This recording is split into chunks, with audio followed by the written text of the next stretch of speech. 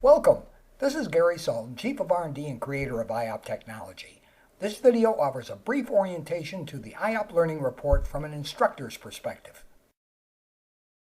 To start, most learning assessments base their diagnosis on psychology. IOP is different. The Learning Report orientation video explained that IOP is based on information processing. The video pointed out that learning anything always involves this three-step process. What this means is that IOP is founded on an absolute universal. You know that it will apply to your situation, regardless of what that situation is. The Learning Report orientation then went on to point out that the various input, process, and output combinations can be plotted on an IOP grid. The video showed how a person's learning profile fits onto that grid. And it explained that people have capacities in all learning strategies. What it did not explain was that IOP is able to measure the strength along each axis exactly. This means that two or more strategies can be compared. You can see here that the strength of the RS, or reactive stimulator strategy, falls short of the strength of the HA, or hypothetical analyzer strategy. It takes a little more than two blue RS arrows to match the length of the yellow HA arrow. Now there really is no need to measure lines on the graph in this way.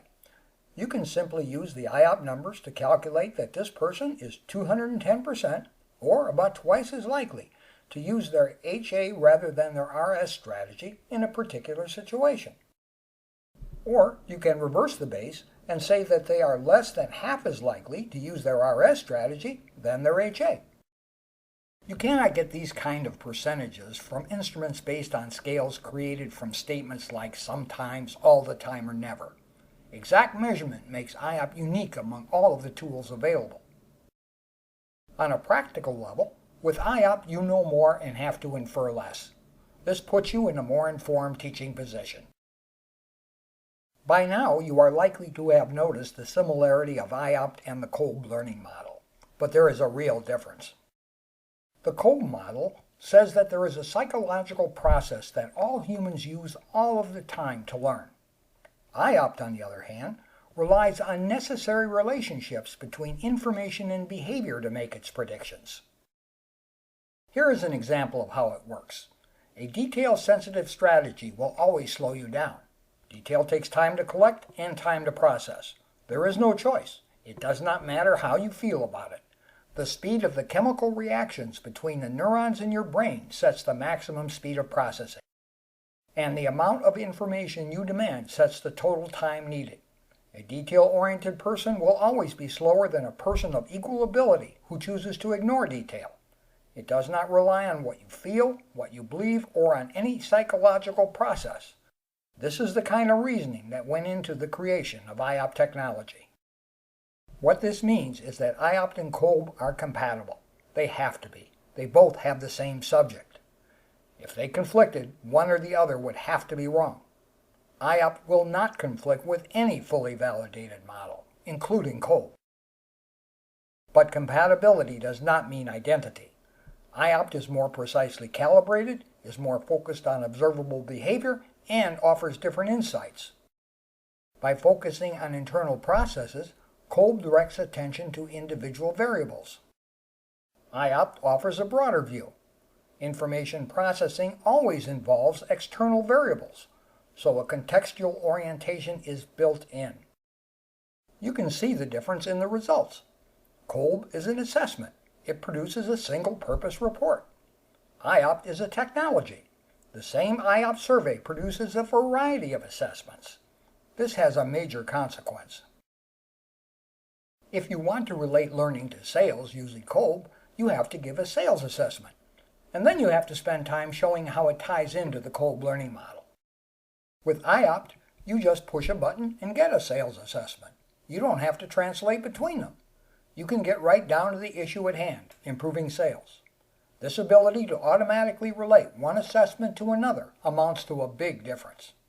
So, what else can IOP do? Well, for one thing, the IOP grid is not just an illustrative tool. We've already shown how it can be used to measure actual commitment to particular strategies. These are short-term strategies. If you have a session that is going to last only 2 or 3 hours, these are the behaviors you will see. If you have a session that is going to last longer than a few hours, you can use the IOP pattern grid. It works on the diagonals rather than on the principal axes. These diagonals outline long-term behaviors. Instead of being measured by the length along an axis, commitment is measured by the area in a quadrant. You can do this by eye or by actual calculation. In either case, it can help you to prepare for what you are likely to encounter. Between the short-term and long-term grids and the IOP Learning Report, you have a pretty complete package to help guide your teaching behavior or to counsel a learner. But that's not all there is to IOP. You often have to teach more than one person at a time. Each of these people carry their own learning profiles, and they can be very different. So now what do? The answer is a centroid. This is the single point that best estimates an entire profile. In other words, if you had to choose a single point to characterize a person, this would be it. You can then use a little program we have to consolidate all of the people in a group into what we affectionately call a chickenpox graphic.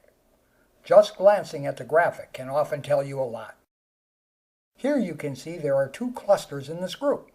You now know that you will be dealing with 2 subgroups with different expectations of what constitutes a good teacher. But that's not all you know. The gray area on the graph precisely defines the preferences of a majority of the group.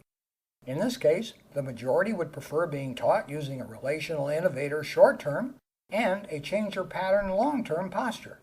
The exact amounts on each axis and in each quadrant can be calculated, but usually this is unnecessary. A quick glance will typically give you all of the information that you need. Oh yes, don't forget that the instructor also has a profile. This can be laid over the chickenpox and the results read off with ease. The more the instructor's natural strategy fits with that of the group, the easier, more enjoyable, and probably more effective will be the assignment. IOP technology is being used by everyone from CEO teams to warehouse workers. There is no canned program that can address all of these areas with any degree of quality. So we leave it to the professionals and consultants to devise programs to precisely meet their local needs. What we do is to provide tools that support this effort. For example, you can get free copies of a variety of IOP grids, which we affectionately call snowflakes, for free on the IOP.com website. Many clients use participatory techniques.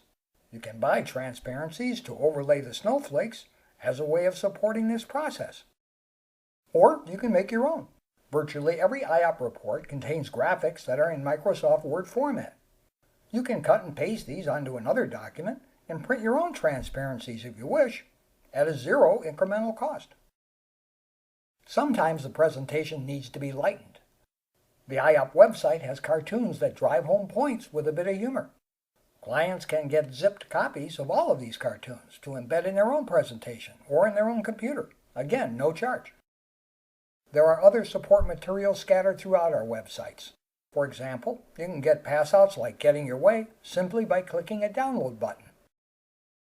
If you need scholarly support, you can scroll through the list on the IOP homepage. Click any one and you will jump to a research blog that gives you evidence-based research to support the position you are taking. Here is one about the effects of gender in the executive suite.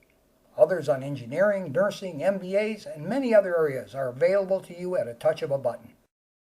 And there is much more. For example, the IOP website has an entire section dedicated to videos. Clients can get free copies in native format for inclusion on their own website or in their own presentation. Again, free of charge. There is an e-certification program. It is not required to use IOP. However, many people want to be equipped to avoid the possibility of being blindsided by an unexpected question. IOP e-certification is fast, efficient, complete, and inexpensive. It is available to you if you want or need it. There is much more support available to you. However, this video is time limited. If you wish to learn more, just give us a call. You will find that we are a very accessible group. Well, that's it. Thank you for viewing this video.